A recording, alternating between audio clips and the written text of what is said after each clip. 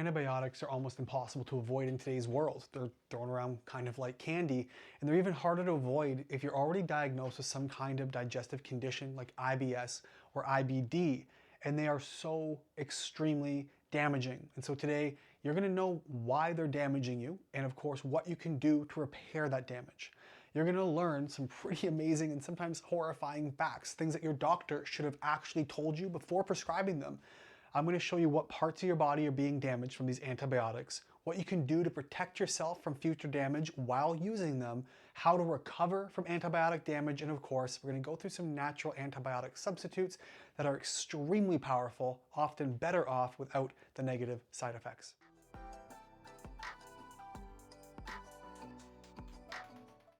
Now, if you don't know me, my name is Josh Deck. I'm an IBD specialist, medical lecturer, physician's consultant, and the scientific strategist for the Root Cause for Crohn's Colitis organization. And today we are talking about repairing the damage that's been done to you from antibiotics. Before we talk about antibiotics, I'm not downing them per se. Sometimes they are incredibly life-saving. We need them much of the time. If you're dying with an infection, get the antibiotics. Take care of the damage later. But according to, and this is data you can look up, according to the CDC,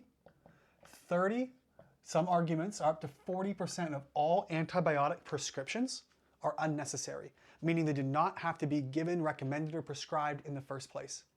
And when we're doing tens of millions of prescriptions every single year, there are tens of millions of people out there taking antibiotics that don't actually need them. We're going to see antibiotics prescribed for all kinds of things. We see them prescribed for things like viruses. We see them prescribed for like a flu, things that aren't actually responsive to antibiotics, even like a viral bronchitis, right? Some irritation, inflammation in the lungs, the bronchioles go into the lungs. You don't need antibiotics, but we give them anyway. Or we also see them as what's called, I'll put up here, defensive medicine. And what this means is, well, let's give them just in case. We don't really know what's going on, or we don't have the diagnostic criteria. We can't say it's an infection or not, but let's just throw the antibiotics at it to see what happens. I can't tell you the dozens, maybe hundreds of people now over my career who I've spoken to who were given antibiotics as a just in case, who developed bowel disease because of it. There was underlying issues, but that was the straw that broke the camel's back. And now they have a diagnosis of a chronic autoimmune condition from these guys. And had they not been given these as a just in case, they might be just fine today. And so I want to show you what some of these risks are. Because if we're going through most of these, like 30 to 40% is crazy. Like we're branching into half. Not even needed to unresponsive things as a just in case. And so when you're dealing with this just in case with your doctor, I want to show you what some of these things are going to look like as far as risks, so you can make an informed decision. Informed decisions or informed consent with any kind of medical procedure does not come appropriately or effectively until you have the good, the bad, the ugly, and the maybes. Once you have that, then you can weigh the pros and cons, provided you understand the situation in its entirety. And so here are some risks that we can be looking at when we're dealing with things like antibiotic use. For the first one, we actually see a lot of resistance. We can see these in hospital as well. We'll see things like MRSA, known as MRSA. That's a methicillin-resistant staph bacteria. Really, really nasty, highly infectious, and very, very resistant. They're even seeing now antibiotic-resistant, what's what I'm looking for, it's meningitis. That's bacterial meningitis. We're seeing that get worse and worse as well. C. diff is another one that's growing and thriving in hospitals right now because of the heavy use of antibiotics. And so we have to watch for these resistances. We also see an increase, I'll put C. diff down here as well, and we're also seeing a lot of fungal overgrowth. Massive, massive fungal overgrowth. I forget what percentage, but there's something like 40+% of all diagnoses have an underlying fungal layer to them, whether it's asthma, heart disease, whatever, causing inflammation. And so we have to understand that fungus is an opportunistic microbe that lives in your gut. And when you take down the good guys with heavy doses of antibiotics, the fungus tends to overgrow. We have massive fungal infections, whether it's candida or something else. So we really have to watch for some of this stuff. We can also find that there are actually going to be drug interactions, and these can be really nasty as well. If you're having drugs interact, it's kind of like two rockets colliding and poof, there's a lot more damage than just one. And this ends up causing a lot of problems on a cellular level as well, nutrient deficiencies, etc. We do see a fair bit, not a ton, but we do actually see a fair bit of allergic reactions that can come from antibiotic use. We do want to watch for some of that. Because penicillin, how many people do you know are allergic to certain antibiotics? Maybe they weren't before. With all this, of course, comes major GI issues, but lastly, we do have something that we talk about that your doctor probably has never told you, antibiotic-associated diarrhea. Now, if you were here last week, we did go over this briefly, but I want to touch on it on this subject specifically. Antibiotic-associated diarrhea can happen anywhere between 5 to 25% of cases for those given antibiotics. And here's something your doctor never told you. 15% of the time, this can be fatal, meaning it can kill you. You can die, death by diarrhea. 5 to 25% of people can get this condition, up to 15% of them are fatal. But your doctor never said, hey, here's the information you need to know about us giving you antibiotics, here's the risk, would you like to take them? They say, just give it a whirl. They're generally considered safe. But these are very real risks we can look up. Everything from fungal infections to overgrowth to interactions, allergies, and freaking death by diarrhea. No. Now, not only are there risks in this regard, but they actually, because a risk is not like a guarantee, right? A risk is, well, there's a chance. You might be in the greater odds or the lower odds based on your risk factors. But here are some things that do happen to you when you're taking antibiotics. These are problems they actively create, okay? So I'm just going to put up here problems. More antibiotics, more problems. So what we got here, number one, for sure, we're going to have fungal overgrowth. That's almost a guarantee, or at least fungus is going to go beyond where it should be if it was properly controlled. And then, of course, other things that'll break through, especially in the case of IBD, which are like C. diff infections. So we have a fair bit of those we want to watch for. The next one we're going to find is going to be immune responses. Now, your immune system can react for a lot of different reasons. You have certain microbes that actually help balance and keep your gut microbiome in check, right? Send signals and all kinds of stuff. 70 to 90% of your immune cells are made inside of your gut. Sometimes destroying microbes like bacteria is kind of like popping a balloon full of confetti. That confetti, all those proteins and toxins, everything living inside of that microbe goes everywhere. Now your immune system has to react to try to clean it up. So we can get weakened or impaired immune systems, and that lower diversity can also impact that immune production. Another thing they don't tell you it does, for those of you already with gut issues, that's why you're here watching and listening. You already have a gut issue, which creates leaky gut. Did you know that antibiotics also create or contribute to leaky gut? That's right. They break down your gut barrier and your gut barrier function within hours of consumption. And we can end up having is more systemic inflammation, right? When you have your gut, really between your small and your large intestine, your small intestine, this is your gut barrier, okay? One cell, which is about 1/50th the width of a strand of hair. It's very, very tiny. This is literally it. Inside your gut, you have poop floating around. There is one cell barrier, and that goes right into your bloodstream or your lymphatic system. One cell between your bloodstream and poop. And here's what happens.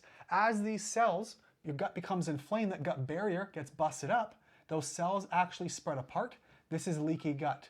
It's not necessarily always going to be poop that's coming in, but what's going to happen, you'll get certain toxins, you'll get microbes, you get large molecules of food that shouldn't be there, and suddenly you got food sensitivities. Oh, I can't eat chicken. It caused me a gut issue. It never used to. Or I've got some kind of sensitivity to cottage cheese or salmon, avocado. I never used to. That's because these large molecules are leaking into your blood. They're circulating around the body. Your immune system goes, whoa, you shouldn't be here. Attack it, red flags it. Next time it comes in, it says, yep, you've been a problem before. You're probably a problem now. Raise the alarms, and your immune system reacts.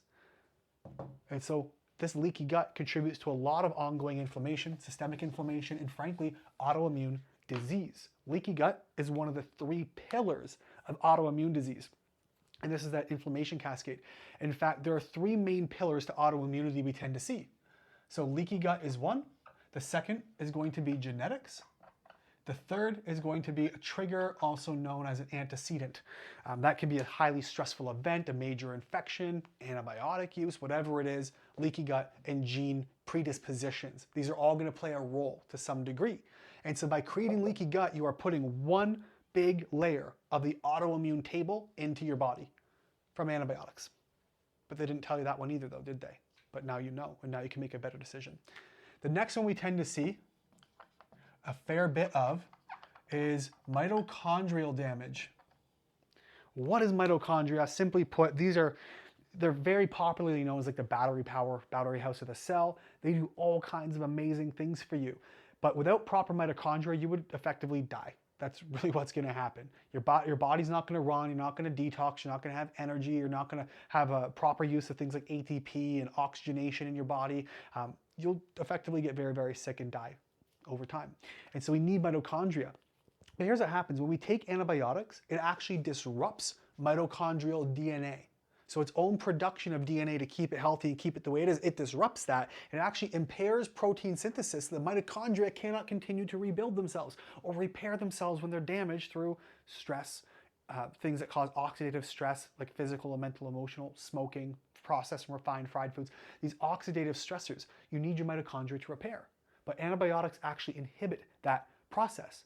Now, I don't have a study on it, but here's what I can say specific to mitochondria. Here's what I can say about this. There have been some amazing studies done where if you take ibuprofen at the time of an ankle injury, for example, and those tendons become damaged, if you stop that acute inflammatory response, it will never, ever repair back to the way it should. There are studies proving that. The studies I don't have, but I suspect if you have oxidative stress and damage, and you're destroying your mitochondria with antibiotics right at that time, I do suspect that you may not have the same repair in there as well. And so we have to be very, very careful understanding what's happening here. This can lead to all kinds of stuff. You get fatigue, detoxing issues. You can get neuropathies, which are neurological pains, muscle weakness pain. Again, we talked about oxidative stress. We're going to see some tendon ligament damage, even cardiac arrhythmias, which is going to be your heart palpitations changing. And I believe it's actually extended QRS or QT that we'll see. If you look at the heart arrhythmia, let me just bringing me back to cardiology from 10 years ago. What we end up looking at, you have the P, Q, R, S, right? I know it's actually deeper, and then T. What happens, let me see, P, Q, R, S, and T. What happens, you end up having these longer, what we call QT intervals. So the time in the beat, boom, boom, when your heart goes lub-dub, through antibiotics can actually cause this to lengthen. And so you get this heartbeat, which can actually look kind of like this. And that can really cause a dysrhythmia and even in some cases lead to heart attacks. Antibiotics, weird, who would have thought? So that's a problem. And again, if we have we have leaky gut, we have worsened toxicity, we have poor mitochondria, which is going to lead to more toxins and less repair and less function, less everything, gut barrier function. Guess what? It's going to prolong chronic disease. So if you're someone with chronic disease and you're taking pharmaceutical grade antibiotics, you're actually prolonging your chronic disease. So we have to watch for that as well. Antibiotics are also very hard on certain organs. Your liver, we just mentioned the heart, and of course, your kidneys. So cardiac tissue and major detox and drainage organs, also leading to further toxicity.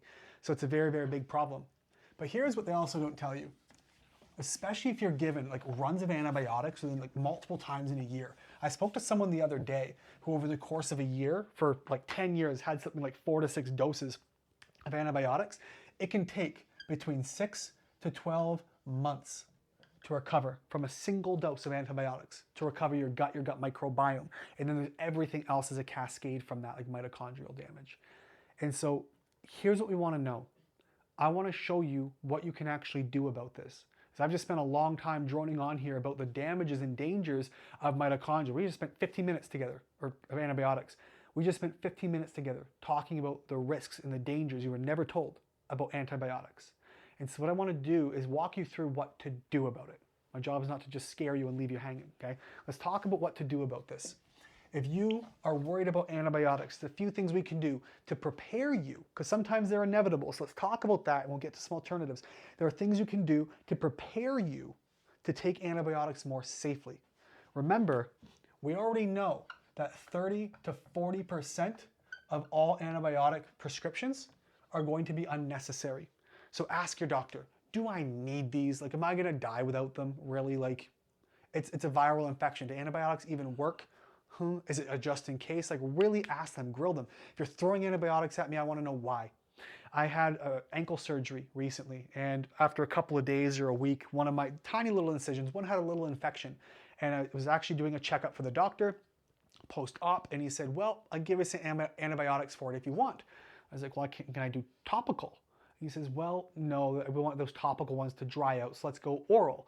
I said, if I take oral, I got enough gut issues, So I'd rather not if I can avoid it. He said, don't worry about it. It'll probably just dry up then and go away on its own. And it did. So a simple question in a conversation saying I'd rather not, I avoided just hammering my gut with more antibiotics. You have the power to do that. So just keep that in mind, okay? There's a couple things we can also do. Remember we talked about AAD, or antibiotic-associated diarrhea, which happens in 5 to 25% of all cases, and it's actually fatal in 15% of cases. Okay? AAD. There are studies showing that if you actually get antibiotic-induced or antibiotic-associated diarrhea, by taking high doses of both lactobacillus and bifidobacterium strains of probiotics, it can actually reduce your chance of AAD by 54%.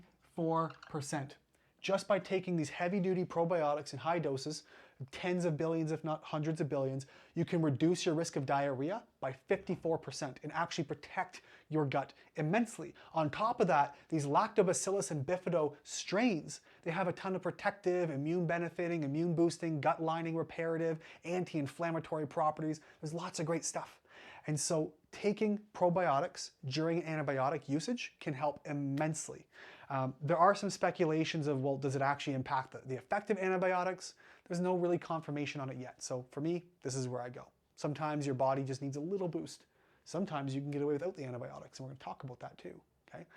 So probiotics can be very, very helpful. We also talked about fungus. Well, there's another probiotic, it's a yeast, called Saccharomyces boulardii. Is a yeast-based probiotic, really good for the immune system, the gut lining, and actually helps suppress the growth of fungus like Candida. And so 3 simple probiotics you can take. This one's pennies, like 5 billion CFUs, 10, 12 bucks for a bottle, pretty cheap. These ones, 20, 30 bucks, right? That's a whole month's supply, so that's usually gonna be enough for you. And what we also wanna do is support your gut lining and your GI health, okay?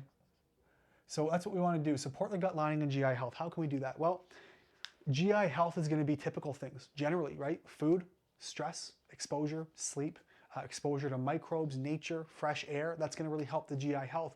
We have a ton of things we can actually take to promote your gut lining. So I'll put them on the side here. We can take certain like immunoglobulins. You can actually get bovine immunoglobulins or colostrum as a supplement. Just want to get as organic and clean as you can. We can get things like aloe vera. You can get slippery elm bark powder, which is going to be really nice for soothing and cooling that gut lining. Even marshmallow. You can get a marshmallow supplement as well, which is really going to help that, a marshmallow root. Sometimes even DGL, we call this a deglycerinated licorice root, can be very, very helpful. And the reason they go deglycerinated is plain licorice can sometimes boost blood pressure a little bit if you're sensitive to that. Glutamine, L-glutamine is another one that can really help. Zinc carnosine. And the reason we say carnosine, there's different forms of zinc, like zinc picolinate, zinc carnosine, etc. But zinc carnosine tends to have really nice benefits for the gut lining and helping rebuild some of that stuff as well.